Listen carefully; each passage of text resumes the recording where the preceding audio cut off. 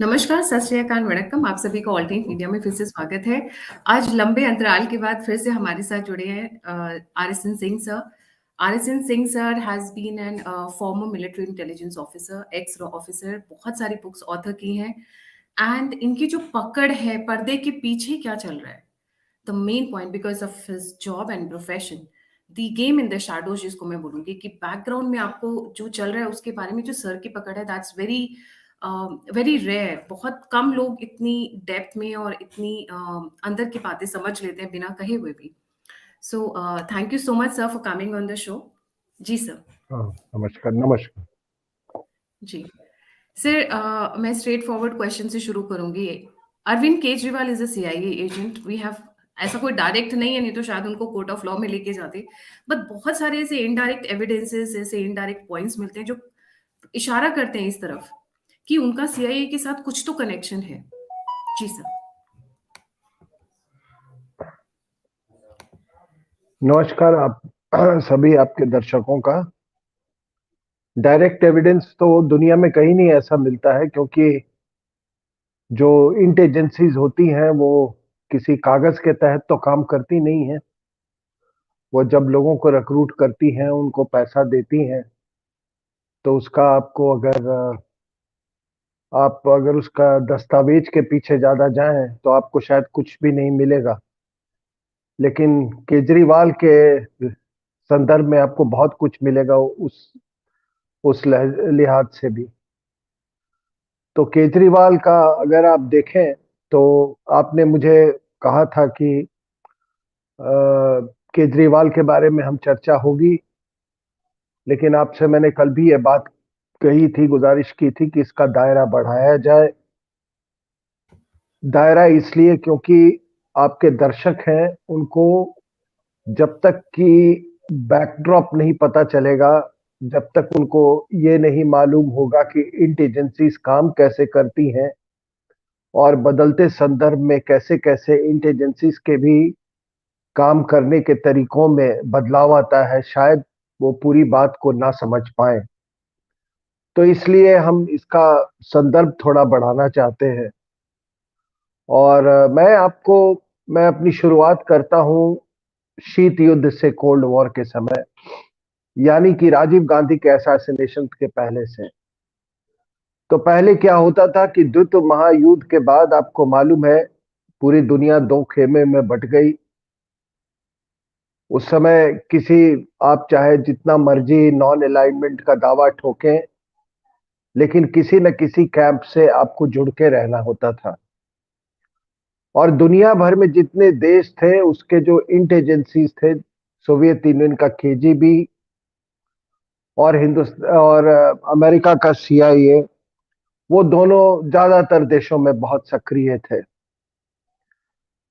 Communist countries में उनका काम थोड़ा मुश्किल था सीआईए का, लेकिन हमारे यहाँ तो क्योंकि हमने प्रजातंत्र की व्यवस्था हमने चुनी थी, इसलिए यहाँ काम करना बहुत आसान होता था। और सारी दुनिया में भी ऐसा ही था। हमारे यहाँ आपको मालूम है कि सीआईए बहुत पहले से यहाँ पे सक्रिय था। अमेरिकन इन्फ्लुएंस बहुत ज्यादा था। पहले यूएस लाइब्रेरीज अमेरिकन लाइब्रेरीज हुआ करती थी, आपको मालूम है कि उनको बंद कर दिया गया था। ब्रिटेन के जाने के बाद भी आपको मालूम है कि ब्रिटिश काउंसिल लाइब्रेरीज होती थी। एक संस्था आपको मालूम है, वाईएमसीए, उस संस्था का भी कुछ ऐसा ही कुछ काम था। लेकिन अगर आप बहुत प्रत्यक्ष रूप से अगर आप देखें तो सबसे पहले यहाँ पे रिजीम चेंज, यानी कि यहाँ के जो शासन है उसको बदलवाने का पहला काम केजीबी द्वारा दिया गया था, जब उन्होंने लाल बहादुर शास्त्री की हत्या करवाई थी। वो हत्या, वो बिल्कुल हत्या थी। लाल बहादुर की शास्त्री पत्नी और उनके बच्चे भी इस बात को मानते हैं कि वो हत्या थी। तमाम तथ्य जोर जोर से उसी तरफ इशारा करते हैं, और वो सिर्फ इसलिए किया गया था कि ताकि मिसेज इंदिरा गांधी को देश का प्रधानमंत्री बनाया जाए, और वो बन गई। और उसके बाद से अगर आप देखेंगे तो सीपीआई जो था, हालांकि सीपीआई में उस समय तक स्प्लिट आ चुकी थी, लेकिन जो सीपीआई थी वो हमेशा बड़े दृढ़ रूप से मिसेस गांधी के साथ थी। ये राजनीतिक पार्टनरशिप हम देखा, हिंदुस्तान में देखा गया, और ये राजनीतिक पार्टनरशिप बहुत मजबूत रही, क्योंकि यहाँ की जो सीपीआई है वो सोवियत यूनियन के इशारे पे काम करती थी। सोवियत यूनियन का उस समय यह भी कहना था कि जो जितने कम्युनिस्ट कंट्रीज हैं जहाँ पे पार्टीज हैं, उनका सॉवरेनिटी से कुछ ज्यादा उनका वास्ता नहीं होना चाहिए। उसके बाद आपने देखा 71 की युद्ध हुआ। 71 के युद्ध में सोवियत यूनियन का जो उनकी उनका योगदान जो रहा, या उनका रोल जो रहा, वो भी अपने देश के हित के, अपने आइडियोलॉजी के इंटरेस्ट में वो काम कर रहे थे। लेकिन वो पूरे योगदान और मदद के लिए उन्होंने मिसेस गांधी से एक बहुत बड़ा एक दाम चुकाने को कहा, और वो दाम था कि भाई आप अपना संविधान बदल दीजिए। तो हमने उनके कहने पर भारत के प्रियम्बल जो है, ये एक जैसे ऑब्जेक्टिव रेजोल्यूशन होता है उस तरीके का था कि आपके का जो राष्ट्र का निर्माण होगा वो किन बिंदुओं को साथ लेकर होगा, ये बहुत महत्वपूर्ण है। तो जब आपने इसमें सेक्युलर, सोवियत यूनियन के कहने पर सेक्युलर और सोशलिस्ट शब्द डाल दिया, तो मेरे ख्याल से कि संविधान का जो सैंक्टिटी है वो उसी दिन खत्म हो गई थी। तो ये कहना कि संविधान हमारा बहुत ये है और एक पवित्र ग्रंथ है, ये सब बकवास है। मेरे अपनी ये राय है कि हिंदुस्तान में ये किसी बहुत ही एक्स्ट्रा ऑर्डिनरी सर्कमस्टांसेस में, असाधारण समय में ये ये बदलाव लाई गई थी।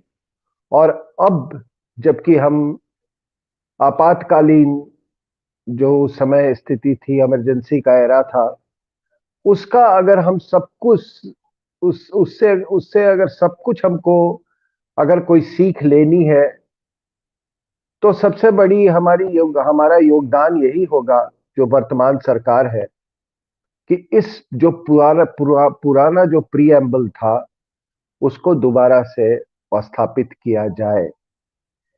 क्योंकि जो फाउंडिंग फादर्स थे भारतीय संविधान के, उस समय नई नई ट्रांसफर ऑफ पावर हुई थी, वो हिंदुस्तान के बारे में ज्यादा शायद सजग थे कि नया हिंदुस्तान कैसा बनेगा। उस समय पार्टियों के बीच में कांग्रेसी पार्टी थी ज्यादातर, उनके बीच में इतनी कटुता नहीं थी। पाकिस्तान भी तब तक बन चुका था। तो ऐसा नहीं है कि इस पे चर्चा नहीं हुई थी, इन मुद्दों पर, कि ये समाजवाद, सोशलिस्ट और सेक्युलर पे लेके आप अगर तमाम रिकॉर्ड्स देख लें, बड़ी व्यापक चर्चा हुई थी। और अंबेडकर साहब ने इन दोनों शब्दों को खारिज कर दिया था, और तथ्यों के आधार पे उन्होंने कहा कि हम अपने आने वाले जो जनरेशन है, जो पीढ़ी आएगी, हम उनको क्यों ऐसा कोई सिस्टम हम सुझाव दें जिससे वो बंधे रह जाए। हो सकता है उनमें इतनी काबिलियत होगी कि कोई इससे भी अच्छे सिस्टम का वो इजाद करे। सोशलिज्म की बात कर रहे हैं, और सेकुलरिज्म तो आप जानते हैं कि ये पंथ निरपेक्ष देश है, ये धर्म निरपेक्ष है। जो भी है चर्च का रोल, मैं उसमें नहीं जाना चाहता। तो एक तो उन्होंने ये एक्सट्रैक्ट किया मिसेस गांधी से, और दूसरा उन्होंने कहा कि हमारे जो पूरी एकेडमिया है उस पर उनका पूरा, उन्होंने कहा कि इस पर हमें खुली छूट होनी चाहिए। और जितने भी भारत के विश्वविद्यालय हैं और जो थिंक टैंक्स हैं, उन सब पर ये सोवियत इंस्पायर्ड लेफ्टिस्ट का उनका कब्जा हो गया। तो ये दोनों चीजें हुई। उस समय मैंने कहा कि जब शीत युद्ध था तो एक बाइनरी बाइनरी के रूप में काम होता था। जो दुनिया दो खेमे बैठी हुई थे, तो केजीबी वर्सेस सीआईए था। मैडम गांधी के खुद के घर में एक समय आया था कि सीआईए वर्सेस केजीबी हो गया था, और शायद उसी सीआईए वर्सेस केजीबी के तहत संजय गांधी को अपनी जान गंवानी पड़ी थी। और आप तमाम किताबों में पढ़ेंगे, मैं कोई ऐसी बात नहीं कह रहा हूं जो कि लोगों को मालूम ना हो या कहीं न कहीं लिखी गई ना हो। दोनों बेटों में यह भी था कि कोई एक एयरक्राफ्ट के लिए लॉबी कर रहे थे, अमेरिका वेस्टर्न एयरक्राफ्ट के लिए, तो दूसरा सोवियत एयरक्राफ्ट के लिए लॉबी कर रहे थे। ये सब भी हुआ। और आपने कई जगह यह भी पढ़ा होगा कि जब सोनिया गांधी और राजीव गांधी की शादी की बात हो रही थी, तो मिसेस गांधी को किसी ने कहा, टीएन कॉल की एक बहुत बड़ी भूमिका थी, कहा गया मिसेस गांधी को कि अगर यह शादी नहीं हुई तो भारत और सोवियत यूनियन के रिश्तों पे बड़ा आघात पहुंचेगा। शादी हो गई। सबको मालूम है कि जब इमरजेंसी हुआ तो मैडम ये विदेशी महिला कहाँ गई थी। और उसके बाद से ये वो दौर था जब कोल्ड वॉर था। जब कोल्ड वॉर का दौर खत्म हुआ तो ये पूरी दुनिया की जो ग्लोबल ऑर्डर है वो बाईपोलर से मल्टीपोलर होने लगी। तो जाहिर सी बात है कि जब मल्टीपोलर होगी तो कई तरह के उसमें और भी इंटेलिजेंसीज का रोल जो है वो बढ़ेगा। तो जो मल्टीपोलर इंटरनेशनल ऑर्डर बना, उसमें जो इंटेलिजेंस एजेंसीज थे उनकी भी जो है प्रोलिफरेशन, उनका भी फैलाव बढ़ गया। जहां की किसी देश में दो इंटेलिजेंसीज मुख्य रूप से काम करती थी, वहां 5-6 इंटेलिजेंसीज काम करने लगी। तो उस समय भारत में भी कई एजेंसीज थी। उसमें केजीबी, सीआईए, केजीबी के कुछ काम में कमी आई। माओवादी, चाइनीज इंटेलिजेंस, चर्च, आईएसआई, इनकी गतिविधियां बढ़ गई। और वही दौर आप देखेंगे कि प्रॉक्सी वॉर जो है हिंदुस्तान में वो बढ़ गया। तो कोल्ड वॉर के राजीव गांधी हत्या तक ये वो बाइनरी वे में काम होता था, KGB versus CIA. Rajiv Gandhi की हत्या के बाद और भी ये तमाम जो चर्च है, माओवादी है, उनका ये हुआ। अब आपने देखा कि चर्च का रोल केवल भारत तक ही सीमित नहीं था। जो पूरी श्रीलंका में आपने सिविल वॉर देखा, वो सारा चर्च के द्वारा सब वो संचालित था। ये तमाम जो जाफना कार्डर्स थे वो क्रिश्चियन बन चुके थे। प्रभाकरण खुद क्रिश्चियन था। आपको मालूम है उसका जो सबसे बड़ा आइडियोलॉग था एंटन बालासिंघम, में तमाम ये थे। मैं जाफना कार्डर्स की बात कर रहा हूं। ट्रिंको मलिकार्डस जो थे वो हिंदू थे। और पूरी लड़ाई ये ज्यादातर जो लड़ाई होती थी वो सिविल वॉर में, तो ये ट्रिंको मली या हिंदू कार्डर से लड़ते थे। ये बात जब करुणा को समझ में आ गई तो एलटीटी में स्प्लिट हुआ, और जब स्प्लिट हुआ तो वहां पर ये समस्या का समाधान हो पाया, लेकिन उसमें चर्च का बहुत बड़ा हाथ था। जब उन दिनों में मैं चेन्नई में था तो थोड़ी बहुत समझ थी मुझे, मैं देख रहा था सारी चीजों को। चर्च थी तो डीएमके भी था उसके साथ।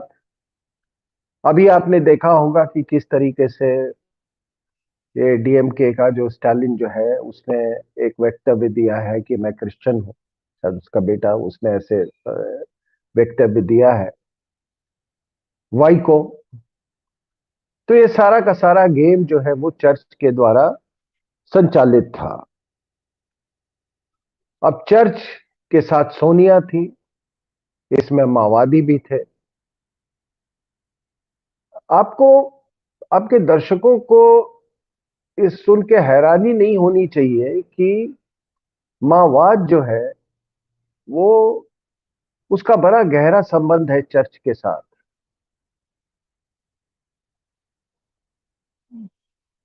कई बार ऐसा लोगों का सोचना होता है कि नहीं ये चीन के द्वारा संचालित है। नहीं, जब ये कोल्ड वॉर खत्म हुआ तो जो यूरोपियन कंट्रीज जो है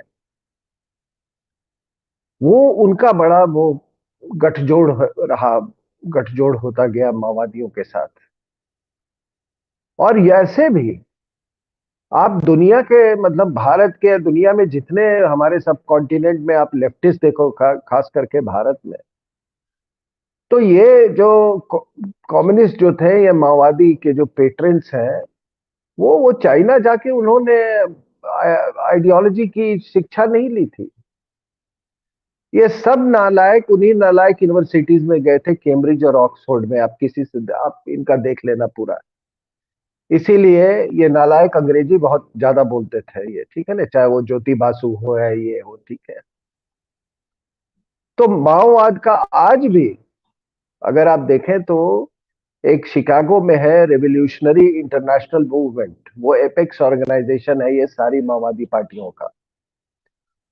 और पूरे सेकेंड वर्ल्ड वॉर के भी समय ये बहुत सक्रिय थे, कुछ लेफ्टिस्ट जो कम्युनिस्ट ऑर्गेनाइजेशंस था, because Karl Marx himself was from Europe, ठीक है ना, ब्रिटेन में बहुत दिन रहा, वहां रहता था। तो ये गठजोड़ जो है, ये गठजोड़ कोई नई बात नहीं है, उसको ये लोग लिवरेज करने लगे। अब आप चर्च और माओवादियों का आप ये देखो कि मैं आपको अब उदाहरण देता हूं। उड़ीसा में लक्ष्मी नंदा का स्वामी का जो मर्डर हुआ था, वो चर्च के माओवादियों ने किया था, चर्च से जुड़े माओवादियों ने किया था। इसलिए क्योंकि वो एक जो कन्वर्जन हो रहा था उसके लिए वो एक बहुत बड़े अभिशाप थे, बहुत बाधा पहुंचा रहे थे, इसलिए उनको रास्ते से हटा दिया गया। दारा सिंह ने ग्राहम स्टेन्स को इसीलिए मारा क्योंकि बड़ी, मतलब मुझे तो बोलते हुए भी घिन आती है।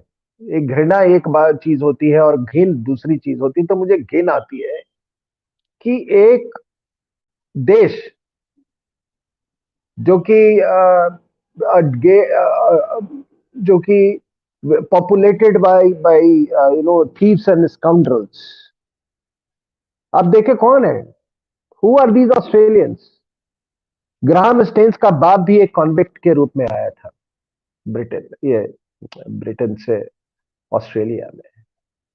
ये लोग आके, तुम इस यहाँ पे हमारी इतनी बड़ी संस्कृति में तुम क्या करने आ रहे हो भाई।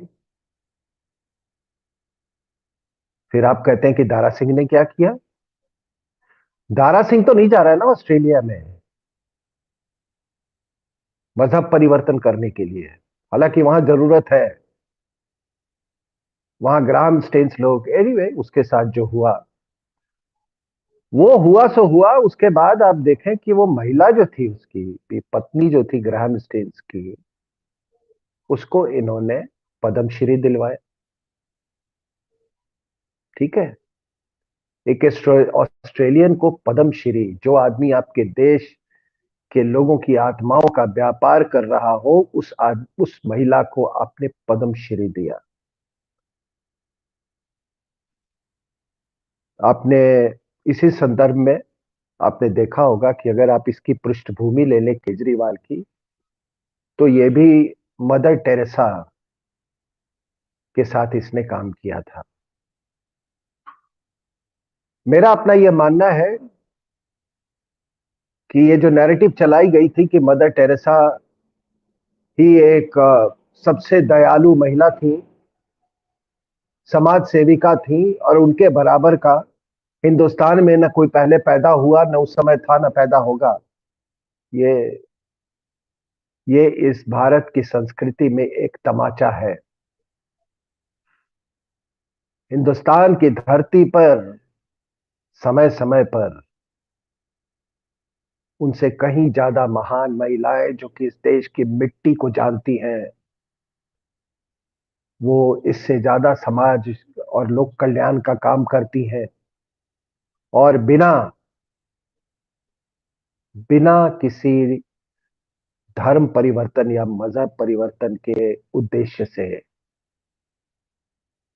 ये महिला जो भी इसके शरण में आया, वो बैप्टाइज्ड होके, वो क्रिश्चियन ही मरा। आप इसका रिकॉर्ड ले लीजिएगा। इससे बड़ा पाप और क्या हो सकता है। तो अरविंद केजरीवाल ने वहां काम किया। अब अरविंद केजरीवाल का चर्च से क्या रिश्ता है, तो आपने इलेक्शन के पहले देख लिया था कि किस तरीके से जो दिल्ली में तमाम चर्चेज हैं उसमें बड़े हसीन तरीके से पथराव किया गया।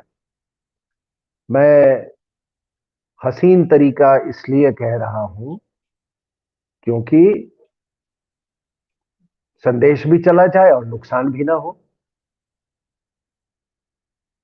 और मेरे साथ टीवी डिबेट्स पे कुछ चर्च के नुमाइंदे थे। मैंने कहा कि शर्म करो, तुम क्या समझते हो कि हमें नहीं मालूम कि तुम क्या करवा रहे हो?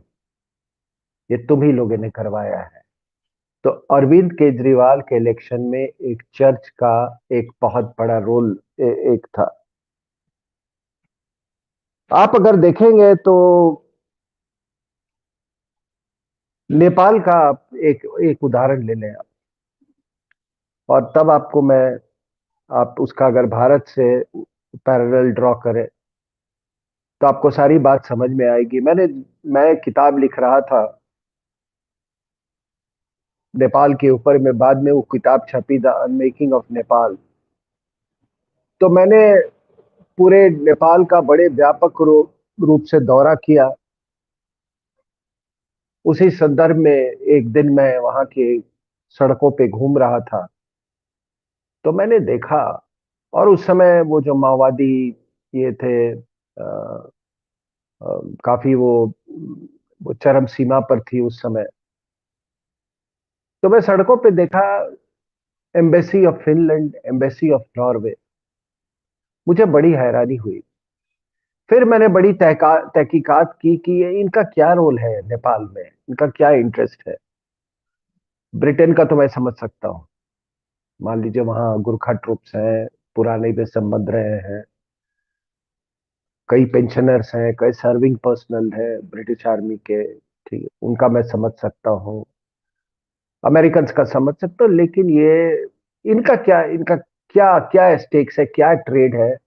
इन्हों का साथ ट्रेड और रेड कुछ नहीं है। यहाँ पे धर्म परिवर्तन के लिए ये है सारे, और ये सारे माओवादियों को सपोर्ट कर रहे हैं, और सिर्फ इसलिए कि माओवादियों की सरकार आएगी तो सबसे पहला काम करेगी कि जो एंटी कन्वर्जन लॉज हैं, जो एंटी कन्वर्जन लॉज हैं नेपाल में, उसको खत्म करेगी, और उसके बाद पूरा मैदान जो है उनके लिए खाली हो जाएगा कन्वर्जन के लिए, और वही हो रहा है। सबसे पहले जब ये माओवादी आए तो उन्होंने नेपाल को एक सेक्युलर रिपब्लिक डिक्लेयर किया, जबकि उसकी कोई डिमांड नहीं थी।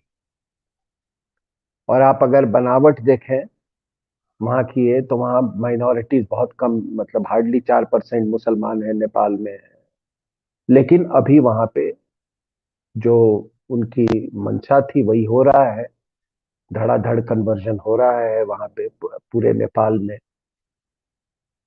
तो इसमें आपने देखा किस तरीके से चर्च और माओवाद ये दोनों मिले हुए हैं। हिंदू धर्म एक बहुत बड़ा वादा है ये कन्वर्जन में, और खास करके नेपाल की जो मोनार्की थी वो एक बहुत बड़ा स्टम्बलिंग ब्लॉक था।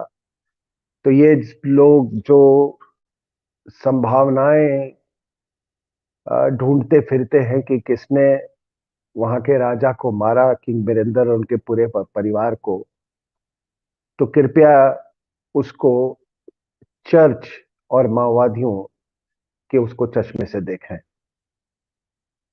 उसी तरीके से अगर आपको जानना है कि बीसी शुक्ला और महेंद्र कर्मा को छत्तीसगढ़ में किसने मारा, तो कृपया उसको चर्च, सोनिया गांधी और माओवादियों के चश्मे से देखें, फिर उसका विश्लेषण करें। क्योंकि इसका जो लेफ्टिनेंट जो था राज बब्बर, इस हत्या के बाद चुनाव में उसने कहा कि जितने ये माओवादी जो है ये क्रांतिकारी है। मतलब उसका कहने का मतलब है कि था कि जिसने महेंद्र कर्मा और वीसी शुक्ला के जिन लोगों ने हत्या की वो वो सब क्रांतिकारी थे। तो आप समझ सकते हैं कि ये उसकी तो हिम्मत है नहीं कि वो ऐसे ही कह देता, उसको बोला गया था ये कहने के लिए। ठीक है।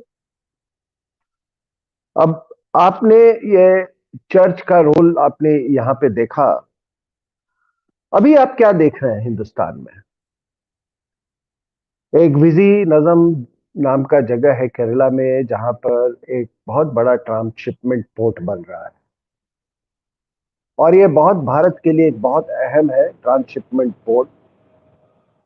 क्योंकि हमारे यहाँ कोई ऐसा पोर्ट नहीं है जहां से बड़े बड़े जहाज जा सके। ठीक है। हमारे जहाजों की जो कैपेसिटी है वो कम है। वो जाते हैं फिर किसी बड़े पोर्ट पे, वहां बड़े जहाज में उसको लोड किया जाता है, जिसको ट्रांसशिपमेंट प्रोसेस कहते हैं। तो ये अभी दुबई में है, श्रीलंका में हमको जाना पड़ता है, ये चांगी उसमें सिंगापुर में जाना होता है, या मलेशिया मलेशिया में होता है, ये श्रीलंका में, ये दो चार जगह है, जिसके कारण बहुत सारे हमको प्रेशियस फॉरेन एक्सचेंज, विदेशी मुद्रा हमको देना होता है। अब आप क्या देखते हैं कि वहां प्रोटेस्ट शुरू हो गए। प्रोटेस्ट शुरू हो गए, ये फादर लोग, ये चोंगे वाले, ये आ गए साहब जी कि मछुआरों का बड़ा नुकसान होगा, ये होगा। अब हम सबको मालूम है कि इनको थोड़े पैसे दे दो ये चर्च वालों को, ये ये कुछ भी देश के खिलाफ कर सकते हैं। उसी तरीके से आपने 2012 में कुंडाकुलम प्रोजेक्ट देखा था, न्यूक्लियर प्रोजेक्ट, या वाइको, यही एलटीटी का चर्च चर्च का आदमी, ये कुंडाकुलम प्रोजेक्ट, एक उदय कुमार था, ये दूसरा ये थे, ये सारे लोग मिलके ये कर रहे थे। तो आप ये बताओ कि आपने कभी देखा है क्या कि भारत के कुछ साधु वो एक साथ एकत्रित हो गए और जाके उन्होंने कहा कि हम ये प्रोजेक्ट नहीं होने देंगे? आपने कभी देखा है? तो क्या ये सेक्युलरिज्म है इस कंट्री में? आप कोई अगर ये समझते हैं कि कभी किसी ने साधुओं का कोई समूह देखा हो जो कि जिसने कभी इस तरह का आंदोलन चलाया हो? भारत में तो हर दिन ऐसे आंदोलन चलाए जाते हैं। और अक्सर लोग ये समझते हैं कि चर्च के पास, चर्च को बाहर से फंडिंग आती है। बाहर से फंडिंग आती होगी, आती भी है, केजरीवाल को बहुत ज्यादा फंडिंग थी। मुझे याद है कि जब इसका इलेक्शन हुआ था, तो हमारे कुछ मित्र थे, मीडिया में थे, तो मैंने उनको यहाँ अपने यहाँ गोल्फ क्लब में बुलाया था। उस समय वो एमनेस्टी इंटरनेशनल के लिए काम कर रहे थे। एमनेस्टी इंटरनेशनल तो एक संस्था थी, ये कई और ऐसे थे जो इसके इसके लिए आए हुए थे, सब कुछ छोड़ छाड़ के। और मुझे याद है कि उन्होंने हमसे पूछा कि इसकी कितनी सीटें आएंगी, तो मैंने कहा इसको 15 आएंगी। उन्होंने कहा कि आप देख लेना, इसकी 28 सीटें आएगी, न एक कम न एक ज्यादा। और उन्होंने कहा कि अगर आखिरी में मोदी साहब का कैंपेन नहीं हुआ होता तो इनको 42 सीटें आती। और बिल्कुल उनको 28 सीटें, उसको 28 सीटें। और ये तमाम, ये इसमें कई ऑर्गेनाइजेशंस थे, वो चर्च के द्वारा संचालित थे। सब के सब यहाँ पे अपना डेरा जमाए हुए थे। तो इन्होंने फिर वो उसके बाद से आपने देखा कि अ, किस तरह से फिर ये कांग्रेस के साथ मिलके इसने ये क्या है, यही के एक होटल में पूरा इनका बंदोबस्त किया गया था। और ये केजरीवाल जो है, ये सोनिया चर्च से ज्यादा ये सोनिया का आदमी है।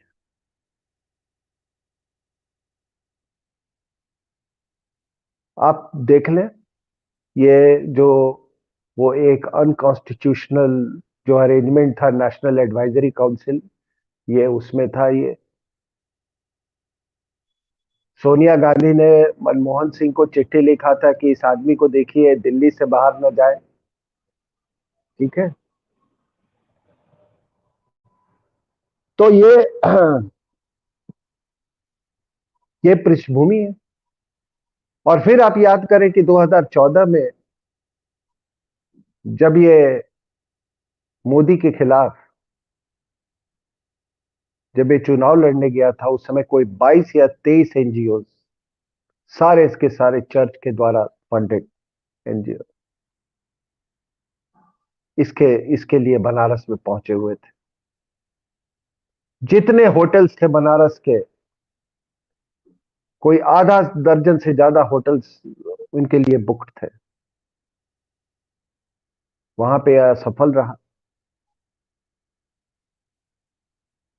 और जब मैं चर्च की बात कर रहा हूं कि फंडिंग की, कि कोई बाहर से पैसा आता है, लेकिन ये जान लीजिए कि भारत में चर्च के पास प्राइम लैंड जितना है, उतना बहुत कम संस्थाओं के पास है। क्योंकि जब भी ये अंग्रेज सिविल लाइंस बनाते थे, कहीं भी आप चले जाइए, बरेली, मेरठ, कहीं भी, दिल्ली, तो आप देखेंगे कि सिविल लाइंस में डीएम साहब का बंगला बनता था, उसका बंगला बनता था। तो जितनी जरूरत होती से उससे तिगुना चौगुना वो एक्वायर करते थे लैंड, और बाकी जो लैंड बच जाता था वो सारा चर्च को दे देते थे। तो आज अगर आप छोटे शहरों में कहीं भी जाओगे, बड़े शहरों में, तो ये चर्च जो है ये अब दुकानदारी करता है, शॉपिंग कॉम्प्लेक्स चलाता है, तो पैसे की कमी नहीं है। भारत के पैसे से ही ये भारत की आस्था को पर चोट कर रहे हैं, और भारत के ही पैसे से ये आत्माओं का व्यापार कर रहे हैं। ये ये ये ये अ, ये हकीकत है। अब मैं थोड़ा सा, जब नेपाल के वो मैं बात कर रहा हूं, तो अब सबको मालूम है कि इसको जो अभी वहां पर आपको मालूम है, देउबा को 89 सीट्स मिला, 275 वाले इसमें पार्लियामेंट में लार्जेस्ट पार्टी थी। अचानक इसने उद्धव ठाकरे की तरह इसने इलेक्शन के बाद कहा कि नहीं, मैं तो अ, ओली के साथ मिलकर सरकार बनो। सबको मालूम है कि ये चर्च और चाइना के कहने पर ये बना रहा है। और दोनों में बड़ी सिमिलैरिटी है।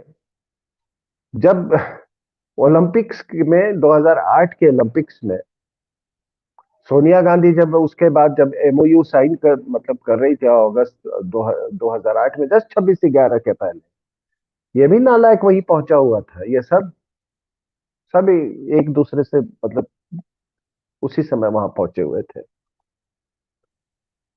तो ये चर्च का एक बहुत बड़ा, यहाँ मुझे तो सुनने में यहाँ भी आया है कि अ, इसके परिवार के कुछ लोग क्रिश्चियन बन गए हैं, अगर ये खुद नहीं बना है तो। एक इसकी वो है हिल्सा यामी, और उसका हस्बैंड, ये सब बहुत सारे इसके कार्डस जो है वो क्रिश्चियन में कन्वर्ट हो गए हैं।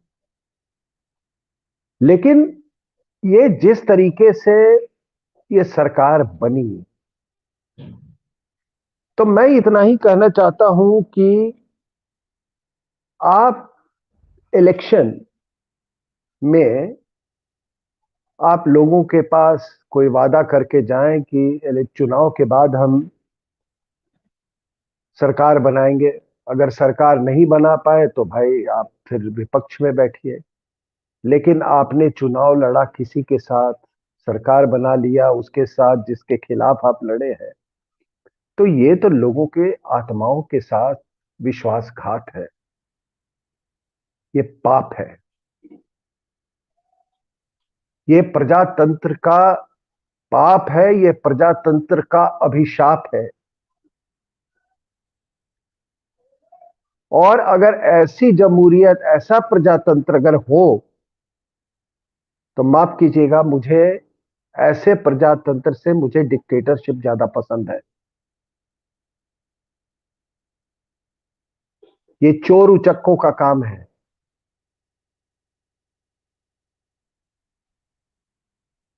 डेमोक्रेसी को बेस्ट फॉर्म ऑफ गवर्नमेंट इसलिए बोलते हैं कि वोट देते समय आदमी अपना अब उसकी जो महत्वाकांक्षा है, उसकी जो उम्मीदें हैं, उसकी जो मनोकामना है, वो सारा का सारा उस वोट में रहता है। और अगर आप ये कर रहे हैं, और यूं ही ये नहीं कर रहे हैं, ये ये शायद अपने आप ऐसी सरकारें नहीं बनी, चाहे महाराष्ट्र में हो चाहे यहां पे हो, ये बाहरी ताकतें बनवाती है। महाराष्ट्र में आईएसआई दाऊद इब्राहिम ने किया था, यहाँ चर्च और चाइना करवा रहे हैं, China church, China and church वही स्क्रिप्ट करते हैं। नेपाल में तो जो प्रो मोनार्की पार्टी थी उसने भी सपोर्ट किया, और मुझे मालूम है कि कितने, पिछले बार का मालूम है मुझे कितने पैसे गए थे उन लोग के पास। इस बार का मुझे नहीं है, लेकिन हमको मालूम है। और इनके भी जो चुने हुए लोग आते हैं वो कहते हैं यार कल किसने देखा है, 5 साल के बाद देखेंगे, तब तक कितने पैसे बना लो कि इतने मुश्किल से तो यहां तक पहुंचे हैं। तो ये है जिस जिस प्रजातंत्र को आप कहते हैं ना कि the march of democracies and fight for democracies, if the democracy was to be of this colour, I am sorry to say, then I endorse dictatorship over democracy. I reiterate. अब आप का मैं ध्यान आकर्षित करता हूं केजरीवाल की तरफ, और ये बड़ा इंटरेस्टिंग है एक्चुअली, आप जो मैं कहने जा रहा हूं कि आप 2011 का समय ले लीजिए। भारत में क्या हो रहा था? भारत में बाबा रामदेव ने ब्लैक मनी के खिलाफ एक आंदोलन शुरू किया। ये केजरीवाल उस आंदोलन में जाके उसने जगह बना ली, अपना घुस गया उसके अंदर। वो आंदोलन हुआ, उसके बाद आपको मालूम है कि उस आंदोलन को कितनी बेरहमी से खत्म किया गया, लेकिन हमारे देश के लोगों ने कुछ नहीं बोला। और फिर उसके बाद किस तरह से ये कांग्रेस के नेता, ऐसे लग रहा था इन कांग्रेस के नेताओं का, और खास करके वो जो दलाल है और वकील भी है और राजनीतिक भी है, शक्ल से दलाल दिखता है, मंत्री भी था उस समय, ये सारे के सारे इस तरीके से ये उसके पास गए थे कि जैसे पता नहीं क्या होने वाला है। उसके बाद आपको मालूम है किस तरीके से उन पर क्रैकडाउन हुआ और रात को। और फिर क्या होता है कि इसको नौटंकी वाले को बैठा दिए वहां पे, या अन्ना हजारे को। आप देख, मैं नौटंकी वाला इसलिए कह रहा हूं कि उस समय 2G स्कैम, कौन सा आदर्श स्कैम, कितने स्कैम हो रहे थे। ये नौटंकीबाज, इसने एक बार भी ये नहीं कहा, आप पूरी रिकॉर्ड ले लो, इसने सोनिया गांधी के खिलाफ इसने एक शब्द नहीं कहा। जबकि सबको मालूम है कि कॉमनवेल्थ गेम्स, 2G स्कैम, सारे उस समय आदर्श स्कैम, मतलब कहीं ना कहीं तो इसके तार कितने जुड़े हुए थे। इस नालायक ने एक बार भी ये नहीं कहा। और मुझे इस बात का दुख है कि इस नौटंकी बाज के को थोड़ी देर के लिए लोगों ने इतना, मतलब इसकी महत्व दिया इसको। मैं उस समय जब मेरी कोई नहीं सुन रहा था तो मैं डेली बुलेटिन डालना शुरू किया मैंने, क्योंकि मुझे मालूम था, एक कहते हैं ना जिसका एक्स्ट्रा एक्स्ट्रा परसेप्टरी पावर्स, ईश्वर ने मुझे वो बहुत दी है। मेरे अपने घर में लोग, बहुत सारे लोग मेरे खिलाफ थे कि क्या मैं बकवास कर रहा हूँ, ये कर रहा हूँ, लेकिन आज वही कहते कि नहीं, बिल्कुल आप सही कहते थे। तो इस आदमी ने वो जो ब्लैक मनी वाला आंदोलन जो था रामदेव का, उसने इसको किल कर दिया। और मैडम को, ये विदेशी महिला को टाइम दिया कि तुम बाहर जाओ और अपना इस दौरान में अपना ब्लैक मनी जो भी है पूरा अपना, उसको इधर उधर अपना जहां भी ठिकाने पहुंचाना है पहुंचा दो। आप देखोगे कि जब तक कि ये बैठा हुआ था अन्ना हजारे, ये विदेशी महिला देश में नहीं थी उस समय। और ना इसने, फिर मैं कहता हूं कि एक शब्द नहीं इसके खिलाफ ये किया। लेकिन उससे ज्यादा, अब आप इसका अंतर्राष्ट्रीय परिप्रेक्ष्य देखो। आप इसका अंतर्राष्ट्रीय परिप्रेक्ष्य ये है कि जब ये सब हो रहा था तो ये हिंदुस्तान में नहीं हो रहा था, बहुत जगह नौटंकी हो रही थी, इस तरह की नौटंकी। तहरीर स्क्वायर इजिप्ट में, ठीक है ना, जिसको अरब अरब स्प्रिंग कहते हैं, अरब स्प्रिंग में हुआ, ट्यूनिशिया में हुआ, लिबिया में हुआ, बहरेन में हुआ, एक के बाद एक, एक के बाद एक के बाद एक, बिल्कुल वही, बिल्कुल वही, उसी वही वही वही तरीका। मतलब इन सबों में कोई ओरिजिनलिटी नहीं थी। वो इंडिया वाले में भी कोई ओरिजिनलिटी नहीं थी इसमें। तो सीरिया में जब हुआ, तब रशियन और चाइना ने इसको वीटो किया। अब ये 2011 में जो ये पूरे आंदोलन जो चले थे, जिसका भारत भी एक हिस्सा बाद में बना, ये सब का सब ये था, ये जो आपका ऑयल, ये पूरा ऑयल का जो पॉलिटिक्स है, ऑयल ऑयल की जो सप्लाई की जो जियो पॉलिटिक्स है, उसको बिल्कुल बदलना था। और इसके उसमें यह था कि किसी तरीके से रशिया, जो यूरोप का डिपेंडेंस है रशिया पे ऑयल के लिए, उसको खत्म किया जाए और यहां से पाइपलाइन ले जाया जाए, एक तो सीरिया के थ्रू और एक लीबिया के थ्रू, कि बिल्कुल रशिया से बिल्कुल डिपेंडेंस खत्म हो जाए। तो सीरिया में अभी कहते हैं कि वहां जो छोटा सा कोस्ट है उसका, मेडिटेरेनियन में, वहां पर बहुत ज्यादा ऑयल और गैस है। एक तो वो है, दूसरा वहां से पाइपलाइन ले जाने का, और एक ये लिबिया, लिबिया से ये लेके, ठीक है, ट्यूनिशिया, लिबिया, इस तरीके से। एक इटालियन फर्म ने ऑलरेडी साइन कर लिया था इससे, लिबिया से गैस पाइप। तो 2011 की जो आप जंग देख रहे हैं, ये सारे, ये अरब स्प्रिंग और ये सब ऑयल से ये ज्यादा ये प्रेरित थी ये। और आज आप जो यूक्रेन में देख रहे हैं, यूक्रेन और रशिया में, वो भी इसी बात से प्रेरित है। यूक्रेन और रशिया का युद्ध क्या है, इसको बड़े सिंपल तरीके से इसको समझ लें। युद्ध बस इसीलिए है कि अमेरिका यूरोप को कहता है कि तुम रशिया से तेल नहीं लोगे, और रशिया यूएस को कहता है कि तुम कौन होने वाले, हम ही तेल देंगे यूरोप को। तो जो 2011 में जो जियो पॉलिटिक्स थी, जिसके तहत ये सब हो रहा था, जिसके तहत ये अन्ना हजारे बैठा हुआ था केजरीवाल के कहने पे, वो वही चीज अभी ये युद्ध का रूप ले लिया है इसमें। तो ये है तो 2011 की बात। अब आप देखो 2014 की बात। ये सरकार में था 2014 में। सरकार में होते हुए ये आदमी जाकर वो रेल भवन के, इसको जंतर मंतर का स्थान दिया गया था, वहां पर बैठ गया था ये। और ये क्या कहता है, ये लोगों को कह रहा था हमारे पास आ जाओ, 4 लाख आ जाओ, 10 लाख आ जाओ, शिंदे कहाँ बैठेगा उसको मैं देखूंगा, राष्ट्रपति भवन को के इसका मैं इसको नहीं मानता, ये वो करके ये सारी चीजें ये बोल रहा था।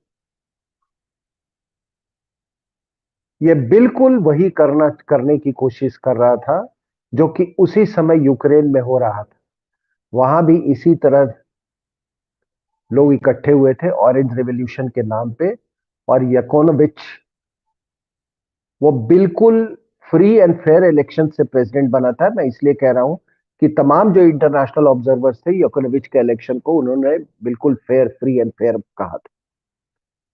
तो इसने एज चीफ मिनिस्टर ये वही करने की कोशिश कर रहा था, ये जो यूक्रेन में हुआ था।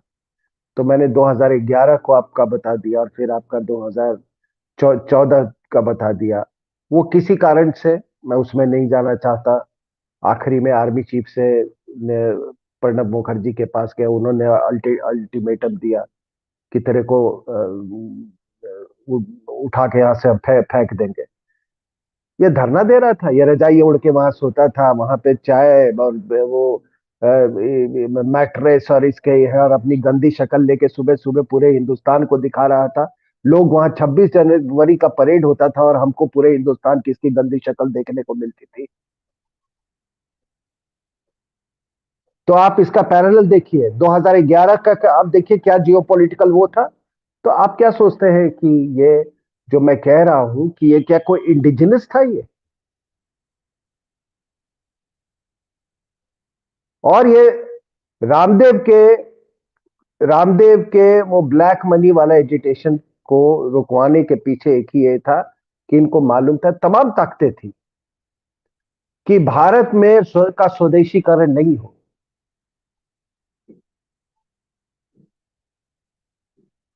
तो ये आपने इसका ये देख लिया। अब आप इसकी पृष्ठभूमि में चले जाओ। 2001 2002 में स्टडी लीव पे था साहब, हम लोग भी फौज में रहे हैं, जितने सरकारी लोग हैं वो स्टडी लीव में कर, और स्टडी लीव के बाद एक ये होता है कि आपने मैंडेटरी 3 साल, अपने 4 साल नौकरी, क्योंकि जो आपने सरकार के खर्चे पे जो आपने विद्या ग्रहण किया है वो तो सरकार के काम में आना चाहिए। ये आदमी उसी समय ये आना बंद कर देता है इसको। और अपनी सरकार भी कितनी नालायक, अपना सिस्टम कितना नालायक, किसके खिलाफ कोई बस एक दो एक्सप्लेनेशन इसको भेज देता है, फिर ये सिसोदिया से मिलके ये कोई एनजीओ खोलता है परिवर्तन। वो परिवर्तन को इसको पैसे मिलते हैं उससे, वर्ल्ड बैंक से पैसे मिलते हैं। इसका मेगासेसी अवार्ड भी जो है, मेगासेसी अवार्ड, अगर मैंने बताया था अपने आर्टिकल जो मैं लिखा आपके दर्शकों को भी, कि ये मेरी उस समय की एक आर्टिकल लिखे हुए कहने केजरीवाल इंडिया बिगेस्ट स्कैम, वो चले जाइए, सारे डॉक्यूमेंट्स के साथ में दिया है कि सीआईए और मेगासेसी अवार्ड का क्या कनेक्शन है। अब मत मुझे मुझे ये मत ज्ञान दीजिएगा कि उनको भी मिला था और वो बहुत बड़े आदमी थे, उनको भी मिला था, मिला होगा, वो आपके नजर में बड़े आदमी होंगे, लेकिन इंट एजेंसीज पे कौन लोग बिक जाते हैं, वो सब बड़े ही आदमी होते हैं। ठीक है ना? भारत के पार्टीशन में भी बड़े आदमियों का और हनी ट्रैप का बहुत बड़ा रोल था, वो सब बड़े आदमी थे। ठीक है ना? और नोआ खाली के दौरान थोड़ा पढ़ लीजिएगा क्या हो रहा है, तो सारे ये बड़े आदमी वो, चलिए, वो आपको अगर खुशी देती है तो आप बड़े आदमी का अनुयायी रहिए, लेकिन मैं आपको एक इंटेलिजेंस उसके व्यू पॉइंट से मैं आपको बातें बता रहा हूं। अब उसके बाद से क्या होता है कि इसको आप देखिए तो सीआईए के नीचे है रॉकफेलर फाउंडेशन और फोर्ड फाउंडेशन।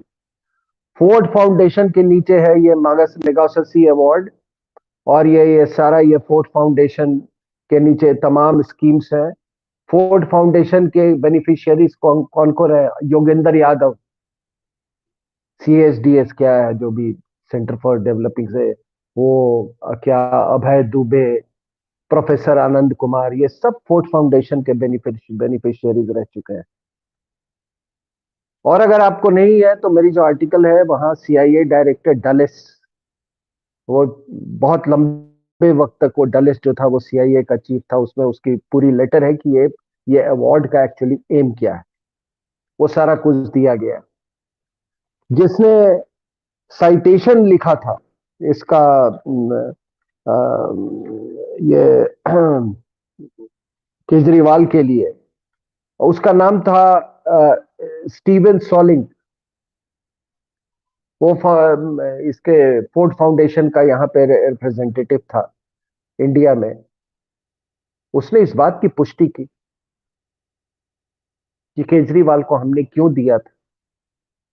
और आप ये देखिए, बाद में ये केजरीवाल ने एक कबीर फाउंडेशन उसने स्थापित की, ठीक है ना, 2005 में।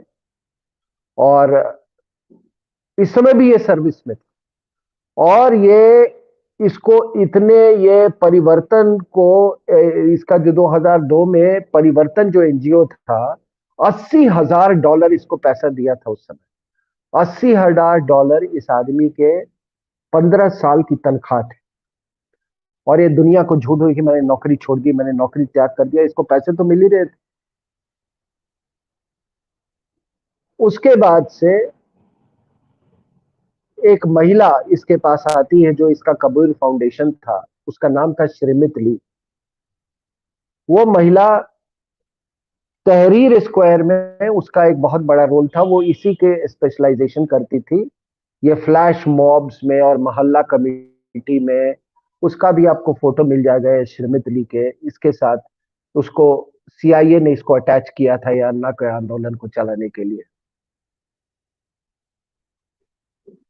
तो आप जितनी चीजें मैं कह रहा हूं या तो मेरी आर्टिकल में देख लीजिए, आपको गूगल में मिल जाएगा कि ये श्रीमती ली कौन है। तो ये सारा का सारा आप देखेंगे कि ये सब चर्च, माओवादी और ये विदेशी महिला, सीआईए, ये किस तरह से एक एक दूसरे से ये जुड़े हुए हैं। और मैंने जैसा कि कहा कि जब कोल्ड वॉर के बाद मल्टीपल एजेंसी, पहले मैंने कहा आपको कि बाइनरी बाइनरी होती थी केजीबी वर्सेस, जब कोल्ड वॉर था, कोल्ड वॉर के बाद जब मल्टीपल एजेंसीज यहाँ पे एक्टिव हो गई तो बार्गेनिंग भी होने लगा। और उसी बार्गेनिंग के तहत ये हुआ कि सीआईए ने इसको कहा कि सुनो, प्रधानमंत्री तो हमारा होगा, प्रधानमंत्री सरदार जी होंगे। सरदार जी से हमारा बहुत अच्छा संबंध है क्योंकि उन्हें अमेरिका की बड़ी सेवा की है वर्ल्ड बैंक के जरिए और आईएमएफ के जरिए। पूरी दुनिया को मालूम है कि वर्ल्ड बैंक और आईएमएफ किसका है। तो सरदार जी ने बहुत मतलब बड़ी निष्ठा से अमेरिका की सेवा की है, अब पूरी जिंदगी। तो विदेशी महिला को कहा गया कि तुमको जो करना है, ये इनके आपस में बार्गेनिंग हुई, ये है लेफ्टिस्ट, इसका पिताजी भी बहुत बड़े वो थे, माओवादी थे, आपको शायद नहीं मालूम होगा।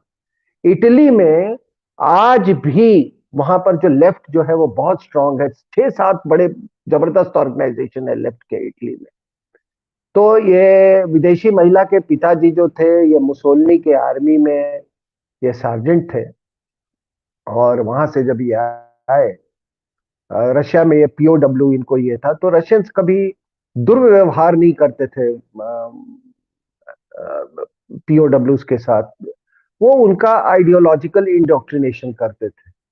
अब ये महाशय इतने मतलब तत्पर थे, इतनी जल्दी सब कुछ आइडियोलॉजिकली ये इम्ब्यूड हो गए कि तुरंत आए और उन्होंने अंडरग्राउंड मूवमेंट आके शुरू कर दिया यहाँ पे हिंदुस्तान में। तो ये चर्च का आपने देखा, इनके बेटे भी अभी जब इन्होंने कन्याकुमारी में थे जहां से यात्रा शुरू की, शायद साउथ इंडिया इसीलिए चुना भी की क्योंकि वहां पर चर्च का काफी बोलबाला है। तो एक बेहुदा सा आदमी जिसका नाम है फादर जॉर्ज पोनियन, उस समय नवरात्रे चल रहे थे, और ये जॉर्ज पोनियन इसको बोल रहा है, ये राहुल गांधी को, कि ये शक्ति वक्ति सब बेकार है, असली असली भगवान जो है वो जीसस है। और ये आदमी चुपचाप सुन रहा है। आप देख लीजिए, तमाम न्यूज चैनल्स पे चलाया गया था। तो शायद इसकी मंशाई वही रही हो। नवरात्रों के दिन वो आदमी इस तरह की टिप्पणी दे रहा था हिंदू देवी देवताओं के बारे में। तो देखिए, ये जो युद्ध जो है हिंदुस्तान में, ये महज ये पार्टियों का युद्ध नहीं है, ये संस्कृतियों का युद्ध है। और संस्कृतियों का युद्ध इसलिए लोग यहां पर लड़ रहे हैं क्योंकि भारत एक बहुत ही संपन्न, समृद्ध और संपन्न देश है, हमेशा रहा है। 1901 और 1947 के बीच में भारत की लूट की गाथा अगर आप सुने तो कई राइटर्स का आप सुनेंगे। एक रमेश चंद्र दत्त है, उनकी एक किताब है the economic history of India under British rule. Ramesh Dutt was the second Indian to be ICS officer. वो पढ़ लीजिएगा वो किताब आप, ये economic of history of India by under British rule by RC Dutt, an ex ICS officer. उन पर भारत की सरकार ने और उनको एक डाक टिकट भी जारी की थी, और उनको अगर भारत के आर्थिक राष्ट्रवाद का बापू कहा जाए, वो बापू ये जो आपके दूसरे बापू हैं उससे वो बहुत बड़ा इंटेलेक्चुअल था वो।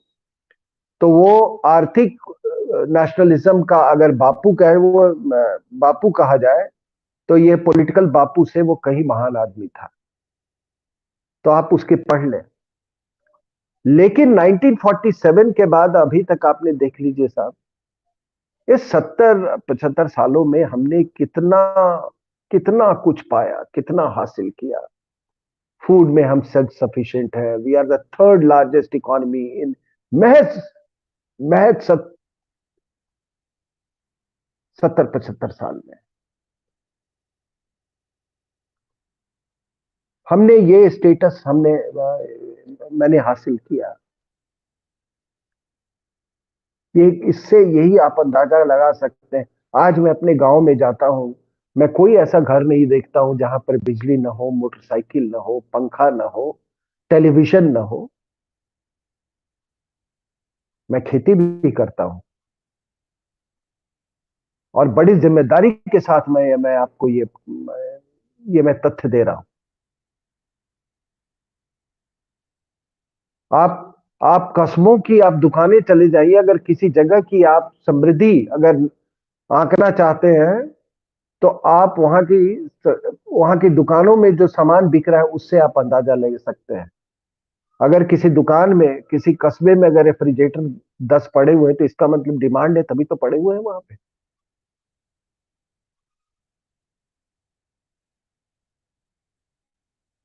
इसलिए ये समृद्धि को, ये जितने भूखे नंगे देश जो हैं, ये विदेशी महिला एक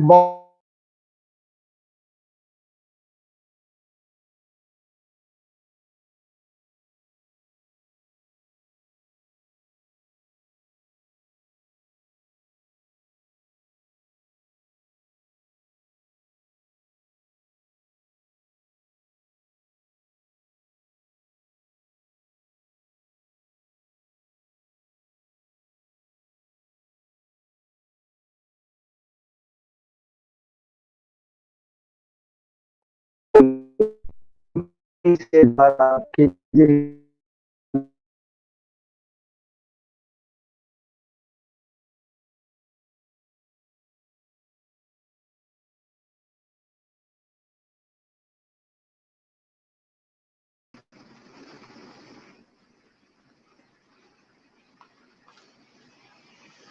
So is the voice clear?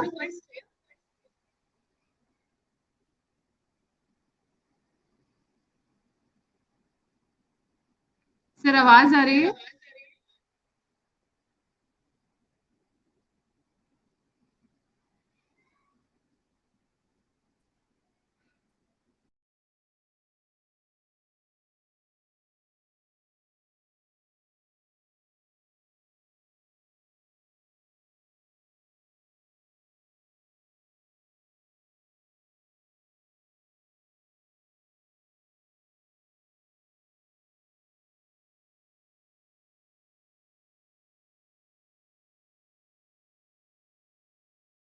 आप लोगों को मेरी आवाज आ रही है? एक्चुअली यहाँ पर बहुत तेज थंडरस्टॉर्म शुरू हो गया, शायद इस वजह से नेटवर्क थोड़ा डाउन हो गया है अचानक से। ओके, जब तक सर आ रहे हैं, जब तक सर की आवाज नहीं आ रही है, तब तक मैं कुछ एक आपको फोटोग्राफ दिखा देती हूँ जो मैंने इकट्ठा किया था इस शो के लिए, जिनकी बात करते हैं हम एविडेंसेस की। ये है, do you know who this lady is who standing, ये जो रेड साड़ी में खड़ी हुई है madam, she in the front of AAP Gujarat president Gopal Italia, she is mother of Nobel peace prize winner on Times magazine. Right, let me just इसको थोड़ा सा पढ़ते जाइएगा।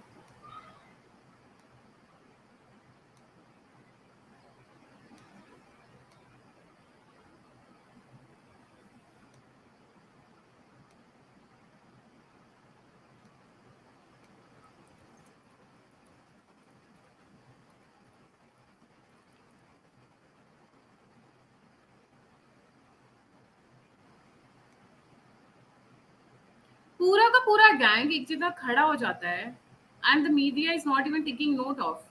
ये एक था।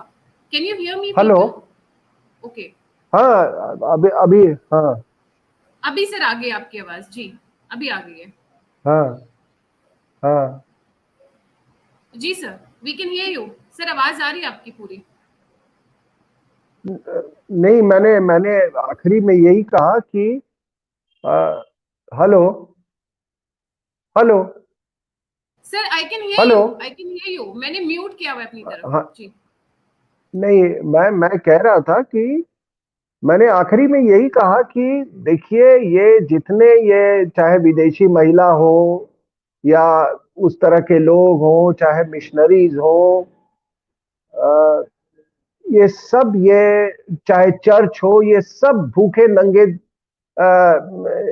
देशों का ये प्रतिनिधित्व कर रहे हैं। और ये आप समृद्ध और इतना समृद्ध और संपन्न है कि ये आपके, ये लूट जो है, जो अंग्रेजों के समय से हो रहा है, इस लूट को जारी रखना चाहते हैं। और मैंने भारत की संपन्नता और सभ्यता, मेरी आवाज आ रही है? सर आ रही है आपकी आवाज, पूरी आ रही है सर। हेलो। जी I can hear you sir. Sir आवाज आ रही है आपकी? सिंह सर आपकी आवाज आ रही है?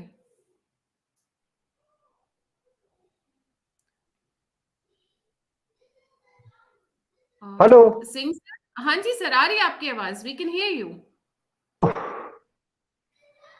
जी आ रही है सर आवाज, स्क्रीन भी आपका ठीक हो हाँ गया है। हाँ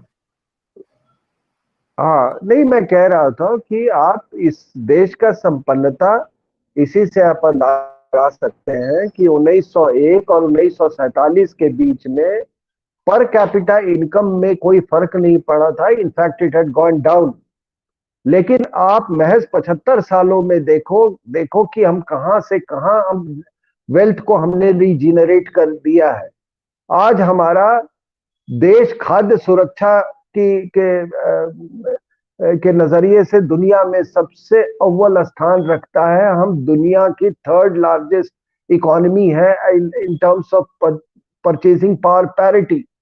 मैंने कहा कि मैं एक गांव का रहने वाला हूं, मैं खेती भी करता हूं। आज हमारे गांव में कोई ऐसा घर नहीं है जहां की मोटरसाइकिल ना हो, जहां पर टेलीविजन ना हो,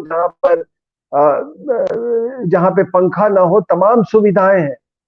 और आप किसी भी आपको मनमोहन सिंह से इकोनॉमिक्स सीखने की जरूरत नहीं है।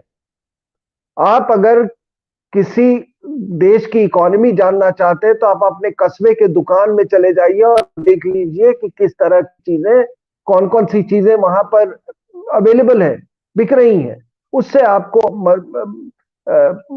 अंदाजा मिल जाएगा कि यहाँ पर डिमांड क्या है।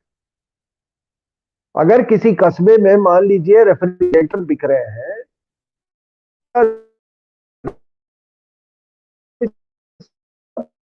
सर आ रही है आपकी आवाज? Sir we can hear you. यहाँ जी।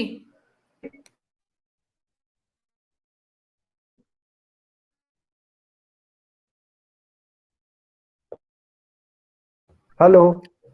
हाँ सर आ रही है, आपकी आवाज आ रही है। हेलो। मैंने म्यूट किया है जिससे मेरी तरफ से आवाज ना जाए। सर आपकी आवाज आ रही है पूरी। अच्छा, हाँ, तो मैंने वही कहा कि ये इस पर लगातार हमला हो रहा है। ये सब ये भूखे नंगे देशों के ये लोग हैं और प्रतिनिधि उसका ताकतों का प्रतिनिधित्व करते हैं। वो सिर्फ आपको लूटना चाहते हैं। चाहे वो विदेशी महिला हो, चर्च हो, वो को पहचाने और अपनी आस्था को, सनातन आस्था को और सुदृढ़ बनाए और अपना कायम रखे। मुझे सुनने के लिए बहुत बहुत धन्यवाद। मैं अपनी बात यहीं खत्म करता हूँ। Thank you so much sir, thank you for coming. और मैंने अब जब बात कर रहे थे, मैंने स्क्रीन पर कुछ एक चीजें सटली शेयर करने की कोशिश की, जैसे मेधा पाटकर हो गई, राहुल गांधी का साउथ में जाना और मेधा पाटकर से उनसे मिलना, क्रिश्चियन मिशनरीज का एक्टिव होना, लिट्टे का वापस बात ये चल रही है कि लिट्टे को वापस एक्टिवेट किया जा रहा है। They are trying hard specially from Pakistan के लिट्टे को एक्टिवेट करें। विक्टोरिया नहीं, नूलैंड का एक, नाम पे मैंने नोट किया था। जी सर। हाँ, मैं एक बात कहना भूल गया कि आप देखिए कि ये राजीव गांधी की जो किलर्स जो थे, ये नलिनी, आपने चर्च का इसमें रोल देखा? इसमें वो ऐसे लग रहा था, उसमें इसमें ऐसे लग रहा था कि जैसे ये डीएमके की अगर अगर ये नहीं इसको छोड़ा गया तो इनकी नानी मर जाएगी। विदेशी महिला का भी यही ये था कि भाई इसको अगर नहीं छोड़ा गया तो पता नहीं ये क्या कहर हो जाएगा, क्या कुछ बोल देगी ये जाके बाहर में। और सभी जगह पे हमारे और भी जुडिशरी में भी ऐसे ही कुछ देखा गया। तो ये बेचैनी क्यों? ये बेचैनी क्यों? ये बेचैनी बेअंत सिंह के किलर्स के लिए क्यों नहीं हुआ?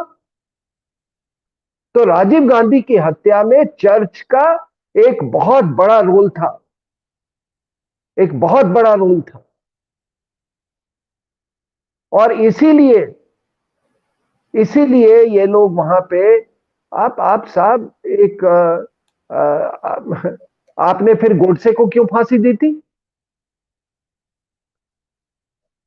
गोडसे ने गलती की, उसको आपने फांसी दी कानून के अनुसार, बिल्कुल सही किया आपने। लेकिन उसने तो प्लीड गिल्टी किया था। लेकिन यहां पर तो इस महिला के में कोई कोई ये जो नलिनी थी, इसको कोई दुख दर्द नहीं था।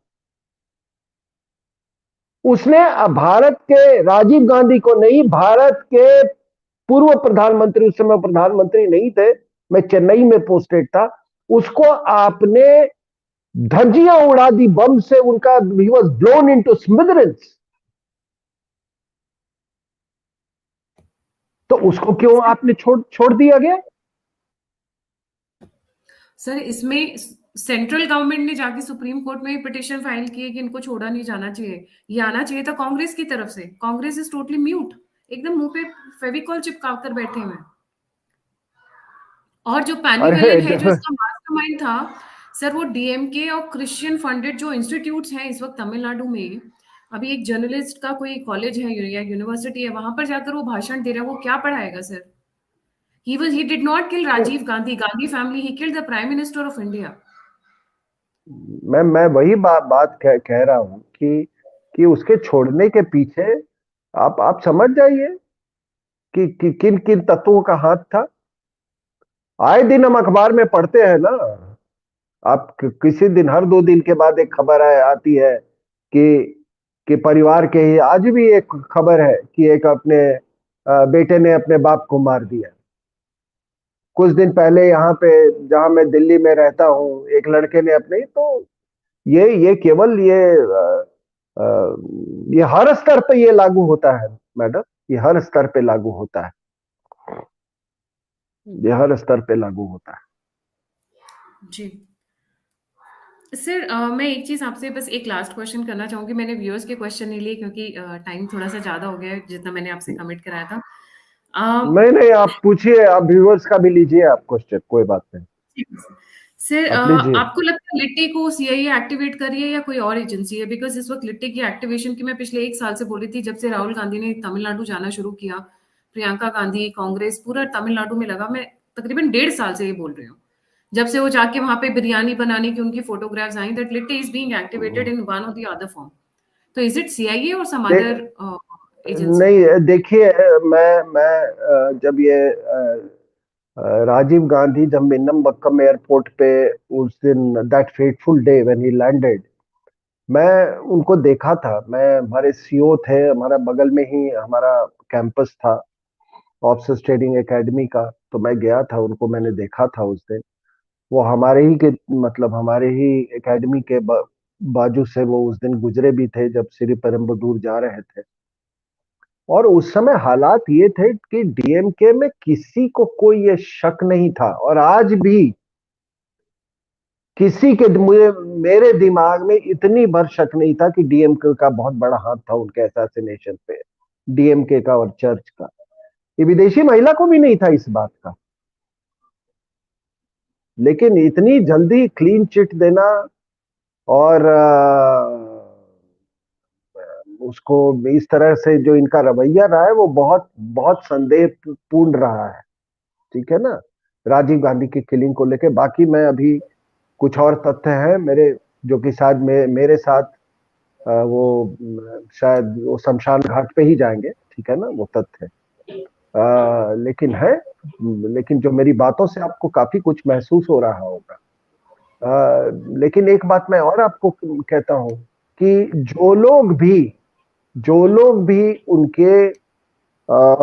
उनके असैसिनेशन में शामिल थे, जो ताकतें जो थी, वो सब के सब बहुत बड़े मंत्री बने रहे बाद में भी।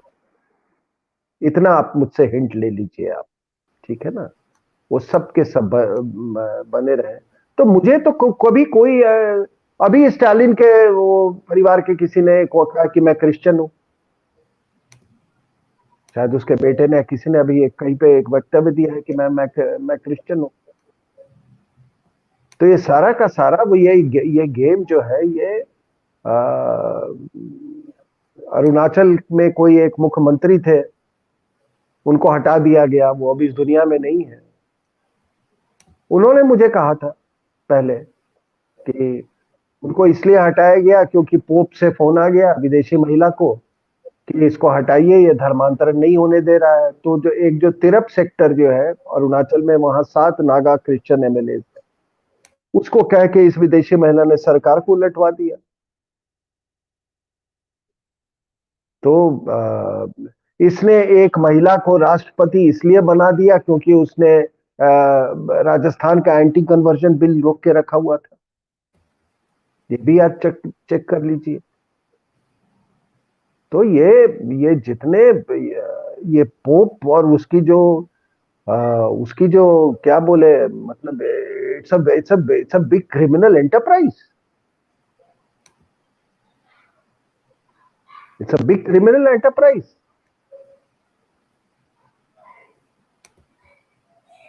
जी जी। सर, एक हमारे रेगुलर व्यूअर है नवीन अवस्थी जी, उनका क्वेश्चन है, sir we have seen politicians, religious leaders, even people associated with forces intelligence openly take dubious anti-national positions. Is it possible to create a legal framework to curb this?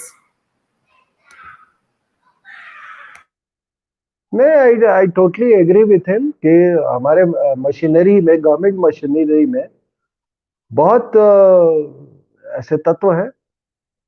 कोई church का आदमी है, church से related है, pope को मानने वाला है, उसके एक्स्ट्रा टेरिटोरियल लॉयल्टीज है। कोई जिहादी विचारधारा का है, उसके एक्स्ट्रा टेरिटोरियल लॉयल्टीज है। हो सकता है वो कर्मठ भी हो अपने काम में, क्योंकि हाँ, उसने उसने प्रमोशन भी चाहिए ना, उसको प्रमोशन भी चाहिए। लेकिन ऐसे लोग हमारे यहाँ भरे पड़े। ये तो अभी मैं देख रहा हूं कि लोगों में, जो सनातनी लोग हैं, उनमें कुछ आत्मविश्वास जाग रहा है। जो भी कारण हो, एक तो कारण सोशल मीडिया है, और शायद सोशल मीडिया बना ही हमारे लिए है क्योंकि सच हमारे साथ है।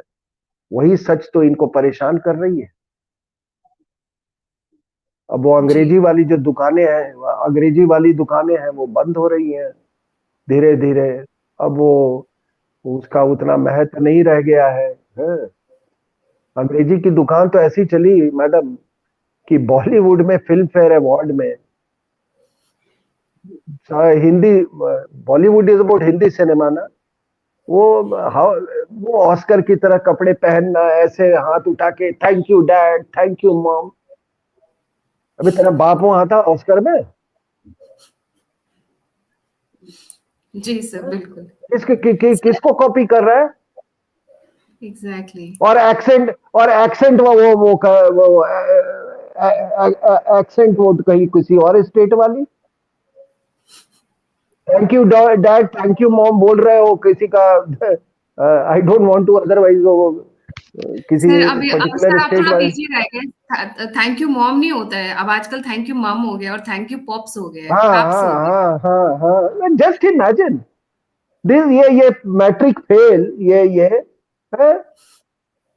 अरे पिता माता को याद करोगे यार, अपने भाषा में याद करोगे तो ज्यादा शायद आशीर्वाद देंगे। क्या thank you dad, thank you mom लगा रखा है?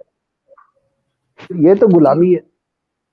सर, लास्ट क्वेश्चन ले लेती हूँ, नवीन अवस्थी जी गई है। वी हैव हमने पीएफआई के ऊपर जिस तरीके से क्रैकडाउन किया था, क्या उस तरीके का क्रैकडाउन पॉसिबल है इन चर्च और एनजीओज के ऊपर? Are we doing anything to screen such organisation setting up base in India?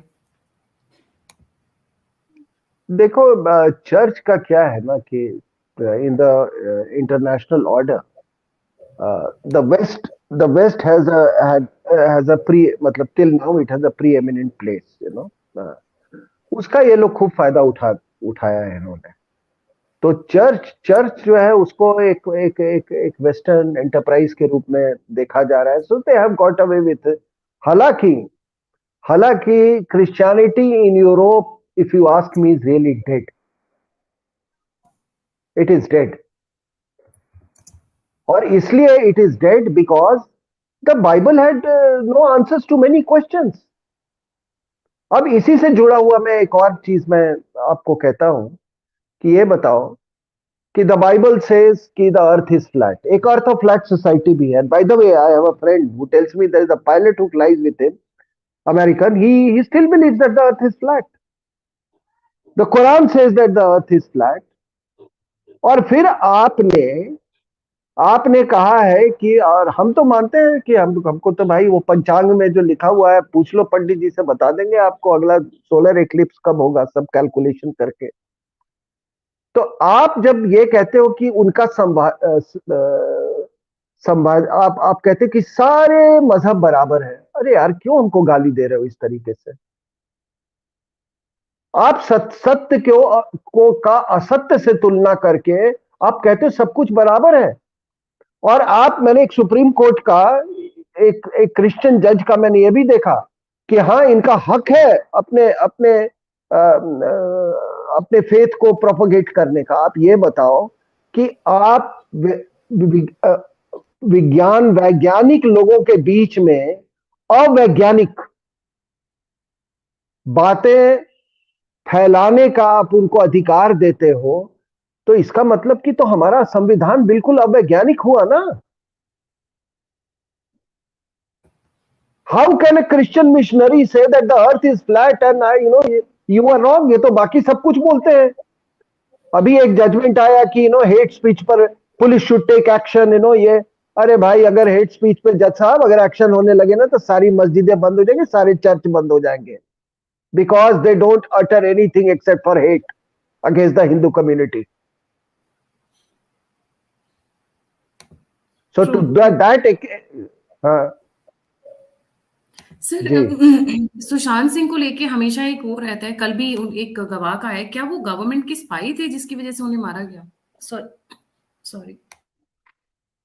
I can't comment on it, but his murder, he was murdered. As a layman, I'm telling you that he was murdered. जी, thank you so much sir for joining and sir, बहुत अच्छा लगा आपसे बात करके, एकदम enlightening था, बहुत सारे ऐसे एंगल्स निकल कर आए जो जिस पे हमने कभी ध्यान भी नहीं दिया था। And thank you so much for giving so much of time. जाने से पहले सभी व्यूअर्स से रिक्वेस्ट है, please don't forget to like, subscribe and share the alternate media. Yes, before I forget, sir की एक बुक है विच इज वेरी इंपॉर्टेंट, अगर आप और डिटेल में जानना चाहते हैं चीज़ों के बारे में। मैं स्क्रीन पर शेयर कर रही हूँ, और मैं ना इसका जो अमेजोन लिंक है वो मैं उसमें डाल दूंगी डिस्क्रिप्शन बॉक्स में। नो द एंटी नेशनल्स, इसका रिवाइज्ड एडिशन आया हुआ है, प्लीज वो लीजिएगा, उसमें सर ने काफी अपडेट्स किए हुए हैं। And please go through it. और जो सर का जो आर्टिकल है, सर जिसका रेफरेंस दे रहे थे, 2-3 बार सर ने उसका रेफरेंस दिया है, दैट इज उसका मैंने लिंक जो है इसी लाइव चैट में डाला हुआ है जहां पर लोग बात कर रहे हैं, पिन कर दिए, सो दैट आप लोग उसको जाके पढ़ सकें। Actually it's full of lot of facts, figures and details. मैं बहुत सारी चीजें यहाँ पे लगा नहीं पाई because it was not possible to accommodate everything in one show, but उसमें बहुत ज्यादा है। It is really full of lot of facts and figures, so please go and read both these things, आपको बहुत एनलाइटनिंग स्टफ मिलेगा। Sir, इसी के साथ जय हिंद, जय श्री राम, हर हर Mahadev. Thank you so much. Thank you.